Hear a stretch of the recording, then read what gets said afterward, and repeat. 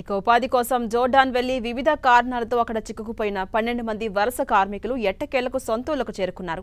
మాజీ మంత్రి హరీష్ రావు కృషితో 12 మంది వలస కార్మికులు వచ్చారు. దీంతో వారంతా హర్షం వ్యక్తం చేస్తున్నారు. జోర్డాన్లో చిక్కుకున్న కార్మికులు కేంద్ర రాష్ట్ర ప్రభుత్వాలకు మొరపెట్టుకున్నా పట్టించుకోలేదని మాజీ మంత్రి హరీష్ రావు ఆరోపించారు.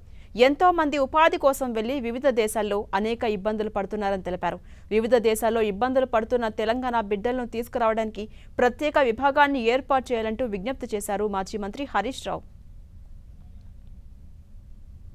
రాష్ట్ర ప్రభుత్వానికి కేంద్ర ప్రభుత్వానికి ఎన్నిసార్లు మొరబెట్టుకున్నా రెండు ప్రభుత్వాలు కూడా స్పందించలేదు. కానీ ఈరోజు బీఆర్ఎస్ పార్టీ తరఫున జోర్డాన్లో చిక్కుకున్న ఈ 12 మంది తమ్ముళ్లను బీఆర్ఎస్ పార్టీ తరఫున ఈరోజు పెనాల్టీ కట్టి తిరిగి స్వదేశానికి తీసుకురావడం జరిగింది. నేను ఇప్పటికైనా ప్రభుత్వాన్ని విజ్ఞప్తి చేస్తా ఉన్నా, ఇంకా వందలాది వేలాది మంది యువతీ యువకులు ఈరోజు వివిధ దేశాల్లో ఇలా అనేక ఇబ్బందుల్లో కొట్టుమిట్టాడుతూ ఉన్నారు. ఇలా ప్రభుత్వాలు మన పిల్లల్ని మనం కాపాడుకోవడం మీ బాధ్యత. ఇలా రెండు ప్రభుత్వాలు మొద్దు నిద్రపోతే బీఆర్ఎస్ పార్టీ ఈ 12 మంది పిల్లల్ని కాపాడి స్వదేశానికి తీసుకురావడం జరిగింది.